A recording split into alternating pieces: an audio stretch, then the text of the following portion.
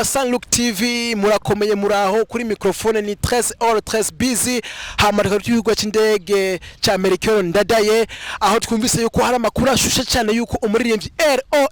Olegue agiye gufata rutemire yambukira mu gihugu cy'u Rwanda dushikero gatoyi turabukuntu asa kubigenza ikiganiro tuvugane tuyaye kuri byinshi yagiye kwerekeza ikimujanye ngo agiye gukora music twumvise amakuru twahisano nka Sunlook TV Burundi ciao ciao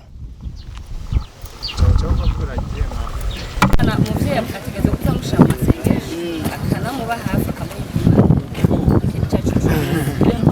nyinshi muhayibana ndetse impanuro nyinshi mwagiye namufekire kugira sho gushika muri ayo mahanga kugira amubwe ndetse ashobora ariko ugegeje kuraba iki kintu ubona muri Olegue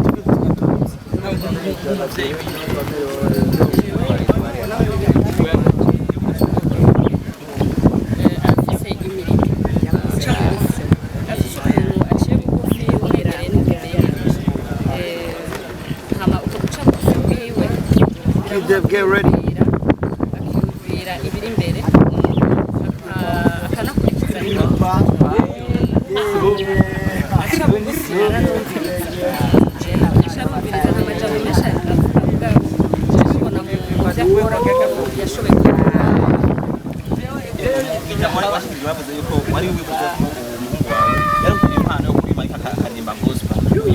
wajya kuri masekira ndimo zawe twishimye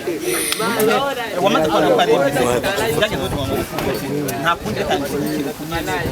wafuye kuhaje wabikoze ibintu mutima jewe afise ibyo nizeye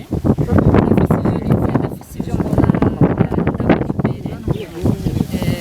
imana izo ziramubona ntandazi hari ntazoza arabikora ndazi ko bizomubera kandi ndazi ko imana yiwe ndazi ko azoyikoresha kose azoyikoresha neza yego mamarika dutwiwe ku rugendo twaje kuno munsi ndetse aho muri Olegue yafasha rutemikire mugeza mu gihugu cy'u Rwanda ndavuga I Kigali ugegeje kuraba yakurikira yaherekejwe n'ukaruka rwinshi ukundi kuvuga byiwe ndetse aherekejwe n'abamenyesha makuru ariko kuri we ndashaka kumenya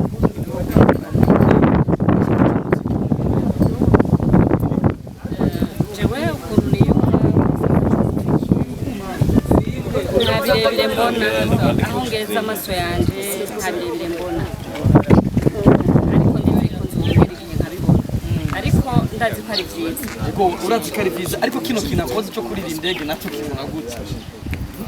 kandi azanye n'umuziki ni intambwe urunganwe kwiba ni intambwe nziza cyane ateye nibaza ko n'ibimujanye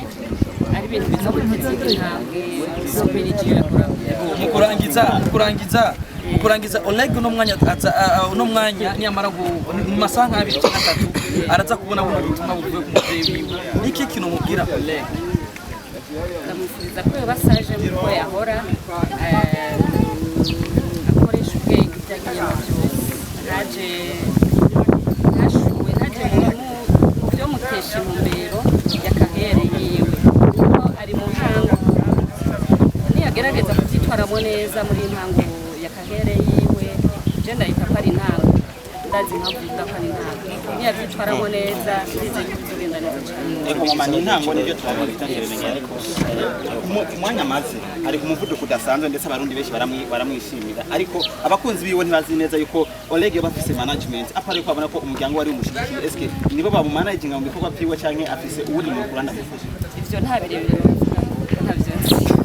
eko twashina cyane kwa amazoya ego urakoze cyane namwe